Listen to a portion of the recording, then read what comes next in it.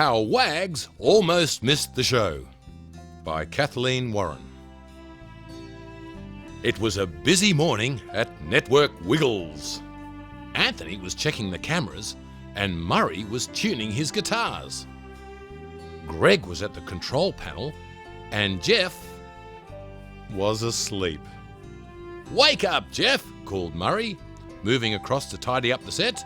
"There's a lot to do." Jeff yawned and stretched. "Sorry, I didn't mean to fall asleep. What's happening?" "You can't have forgotten," said Greg. "Everyone will be here soon." "Are they coming for lunch?" asked Anthony hopefully. Greg shook his head. "Of course not. We're making a television program right here in the studio." Just then, Captain Feathersword, Henry the Octopus, and Dorothy the Dinosaur arrived. "Hello," Murray greeted them. "We're nearly ready. Where's Wags?" Captain Feathersword, Henry, and Dorothy looked worried. "Isn't he here?" they asked. "No," replied Greg. "We thought he was coming with you." "He went for a run this morning, and we decided he must have come straight here," said Captain Feathersword. "I hope he won't be long. We need him for the show." "Perhaps he's got stage fright and doesn't want to perform," suggested Dorothy. Henry laughed. "Not Wags. He's been practicing for weeks. He's so excited about having his own spot in the show." "Perhaps we should look for him," suggested Anthony. "There's not much more to do here." Everyone agreed. "Dorothy and Henry and I will look around here and you four take the big red car," said Captain Feathersword. The Wiggles piled into the big red car, Anthony grabbing an apple to ward off hunger pangs, and drove down the road. They passed a cow in a paddock. "Have you seen Wags?" they asked. "Mm,"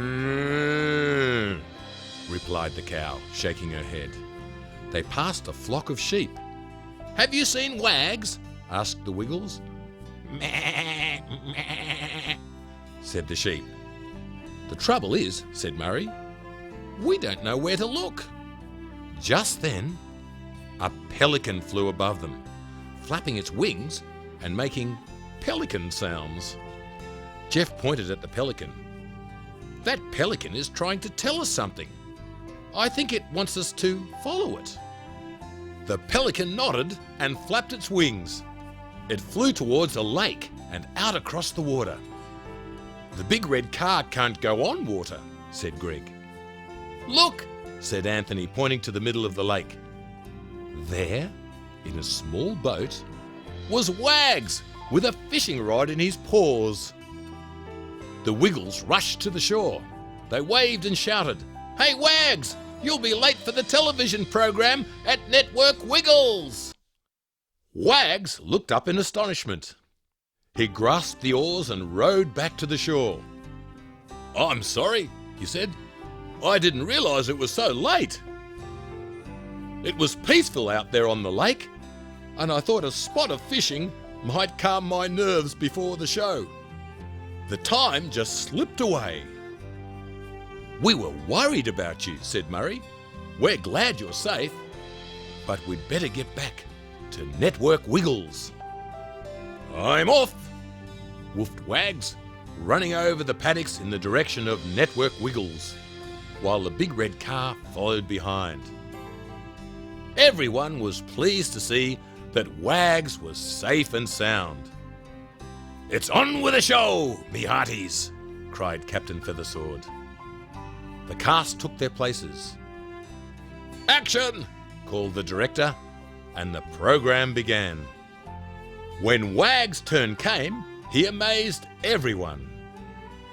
He walked along a narrow beam, balancing a ball on his nose, and he juggled 5 bones at once.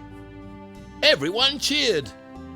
"Wags is the star of Network Wiggles," cried Anthony. "Hooray for Wags!"